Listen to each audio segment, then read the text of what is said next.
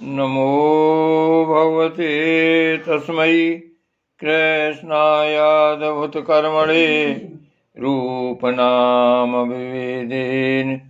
जगत्कीर्तियो यतः सच्चिदानन्दरूपाय विश्वोत्पत्त्यादिहेतवे तापत्रयविनाशाय श्रीकृष्णाय वयं नुमः। श्रीकृष्णाय वयं नुमः।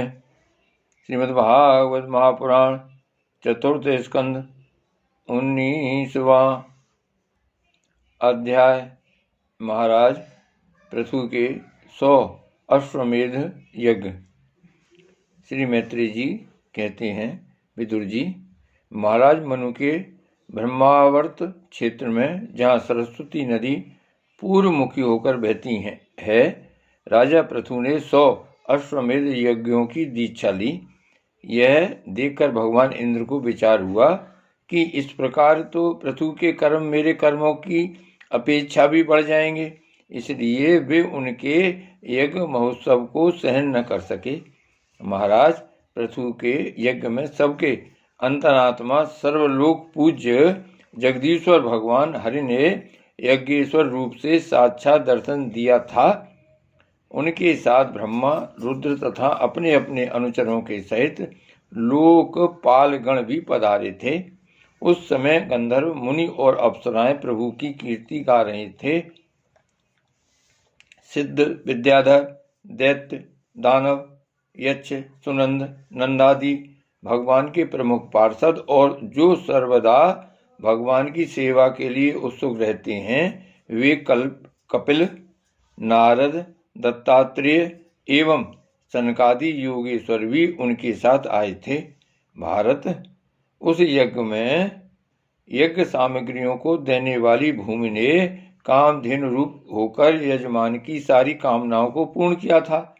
नदियां दाख और ईख आदि सब प्रकार के रसों को बहा लाई थीं तथा जिनसे मधु चूता रहता था, ऐसे बड़े बड़े वृक्ष दूध, दही, अन्न और घृत आदि तरह तरह की सामग्रियां समर्पण करते थे।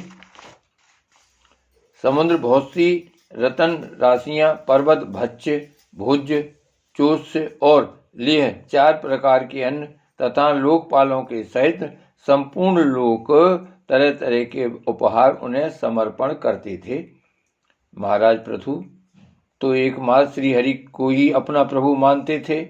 उनकी कृपा से उस यज्ञानुष्ठान में उनका बड़ा उत्कर्ष हुआ, किंतु यह बात देवराज इंद्र को सहन न हुई और उन्होंने उसमें विघ्न डालने की भी चेष्टा की। जिस समय महाराज पृथु अंतिम यज्ञ द्वारा भगवान यज्ञपति की आराधना कर रहे थे, इंद्र ने ईर्ष्यावश गुप्त रूप से उनके यज्ञ का घोड़ा हर लिया।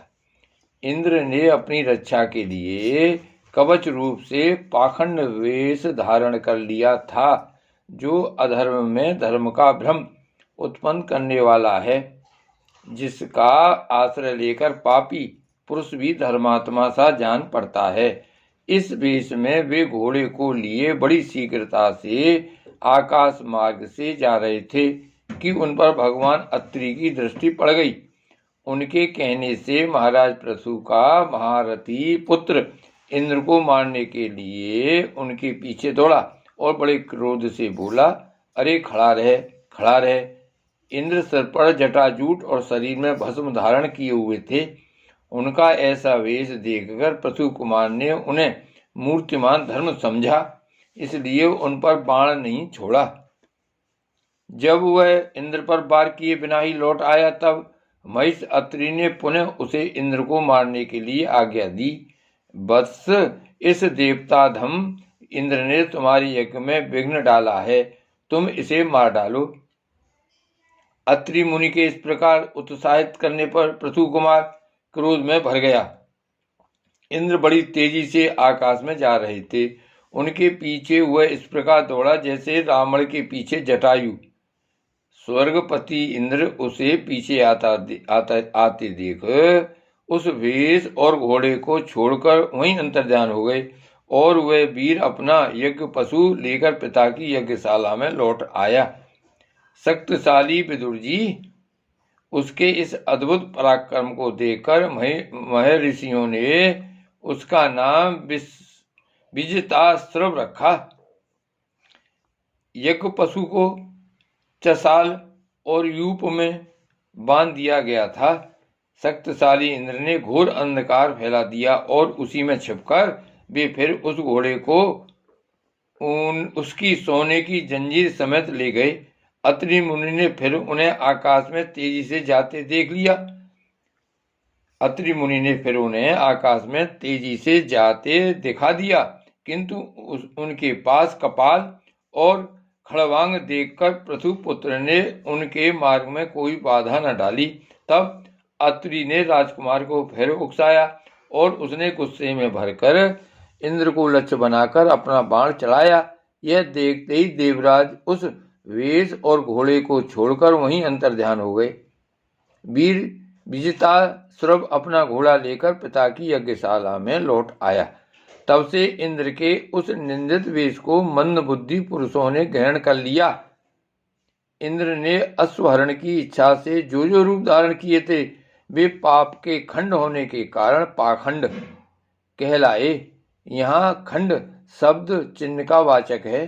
इस प्रकार पृथु के यज्ञ का विध्वंस करने के लिए यज्ञ पशु को चुराते समय इंद्र ने जिन्हें कई बार ग्रहण करके त्यागा था, उन नग्न रक्तांबर तथा कापालिक आदि पाखंडपूर्ण आचारों में मनुष्यों की बुद्धि प्रायः मोहित हो जाती है, क्योंकि ये नास्तिक मत देखने में सुंदर हैं और बड़ी बड़ी युक्तियों से अपने पक्ष का समर्थन करते हैं। वास्तव में ये उपधर्म मात्र हैं। लोग भ्रमवश धर्म मानकर उनमें आसक्त हो जाते हैं। इंद्र की इस कुचाल का पता लगने पर परम पराक्रमी महाराज पृथु को बड़ा क्रोध आया। इंद्र की इस कुचाल का पता लगने पर परम पराक्रमी महाराज पृथु को बड़ा क्रोध हुआ। उन्होंने अपना धनुष उठाकर उस पर बाण चढ़ाया। उस समय क्रोधावेश के कारण उनकी ओर देखा नहीं जाता था। जब ऋतविजों ने देखा कि असह्य पराक्रमी महाराज पृथु इंद्र का वध करने को तैयार हैं, तब उन्हें रोकते हुए कहा, राजन, आप तो बड़े बुद्धिमान हैं। यज्ञ दीक्षा लेने पर शास्त्रविद यज्ञ पशु को छोड़कर और किसी का वध करना उचित नहीं है। इस यज्ञ कर्म में विघ्न डालने वाला आपका शत्रु इंद्र तो आपके स्वयं से ही ईर्ष्यावश निस्तेज हो रहा है। हम अमोघ आवाहन मंत्रों द्वारा उसे यहीं बुला लेते हैं और बलात् अग्नि में हवन किए देते हैं। विदुर जी, यजमान से इस प्रकार सलाह करके उसके याजकों ने क्रोधपूर्वक इंद्र का आवाहन किया। वे श्रवा द्वारा आहुति डालना ही चाहते थे कि ब्रह्मा जी ने वहां आकर उन्हें रोक दिया। वे बोले, याजक को तुम्हें इंद्र का वध नहीं करना चाहिए।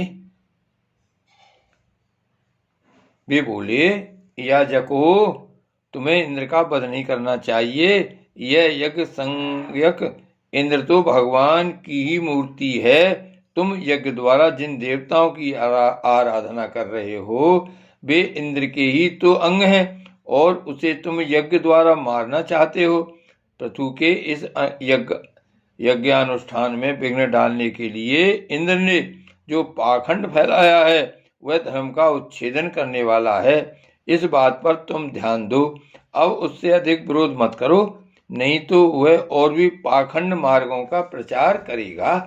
अच्छा, परम यशस्वी महाराज पृथु के 99 ही यज्ञ रहने दो। फिर राजऋषि पृथु से कहा, राजन, आप तो मोक्ष धर्म के जानने वाले हैं, अतः अब आपको इन यज्ञानुष्ठान की आवश्यकता नहीं है। आपका मंगल हो। आप और इंद्र दोनों की पवित्र कीर्ति भगवान श्री हरि के शरीर हैं। इसलिए आपने ही स्वरूपभूत इंद्र के प्रति आपको क्रोध नहीं करना चाहिए। आपका यह यज्ञ निर्विघ्न समाप्त नहीं हुआ, इसके लिए आप चिंता न करें। हमारी बात आप आदर पूर्वक स्वीकार कीजिए। देखिए, जो मनुष्य विधाता के बिगड़े हुए काम को बनाने का विचार करता है, उसका मन अत्यंत क्रोध में भरकर भयंकर मोह में फंस जाता है। बस इस यज्ञ को बंद कीजिए। इसी के कारण इंद्र के चलाए हुए पाखंडों से धर्म का नाश हो रहा है, क्योंकि देवताओं में बड़ा दुराग्रह होता है। जरा देखिए तो, जो इंद्र घोड़े को चुराकर आपके यज्ञ में विघ्न डाल रहा था, उसी के रचे हुए इन मनोहर पाखंडों की ओर सारी जनता खिंचती चली जा रही है। आप साक्षात विष्णु के अंश हैं। वेन के दुराचार से धर्म लुप्त हो रहा था। उस समयोचित धर्म की रक्षा के लिए ही आपने उसके शरीर से अवतार लिया है। अतः प्रजापालक पृथु जी, अपने इस अवतार का उद्देश्य विचार कर आप भृगु आदि विश्व रचयिता मुनीश्वरों का संकल्प पूर्ण कीजिए। यह प्रचंड पाखंड पथरूप इंद्र की माया अधर्म की जननी है, आप इसे नष्ट कर डालिए। श्री मैत्री जी कहते हैं, लोक गुरु भगवान ब्रह्मा जी के इस प्रकार समझाने पर प्रबल पराक्रमी महाराज पृथु ने यज्ञ का आग्रह छोड़ दिया और इंद्र के साथ प्रीत पूर्वक संधि भी कर ली। इसके पश्चात जब वे यज्ञांत स्नान करके निर्वृत्त हुए, तब उनके यज्ञों से तृप्त हुए देवताओं ने उन्हें अभीष्ट वर दिए। आदिराज पृथु ने अत्यंत श्रद्धा पूर्वक ब्राह्मणों को दक्षिणाएं दी तथा ब्राह्मणों ने उनके सत्कार से संतुष्ट होकर उन्हें अमोघ आशीर्वाद दिए। वे कहने लगे, महाबाहो, आपके बुलाने से जो पितर, देवता, ऋषि और मनुष्य आदि आए थे, उन सभी का आपने दान मान से खूब सत्कार किया। श्री भागवत भगवान की जय। श्री गोवर्धन नाथ की जय। श्री वल्लभाधीश की जय। श्याम स्वरूप श्री अमने महारानी की जय। परम दयाल गोसाई जी की जय। श्री गोकुलनाथ की जय। जय जय श्री गोकुलेश, जय जय श्री गोकुलेश।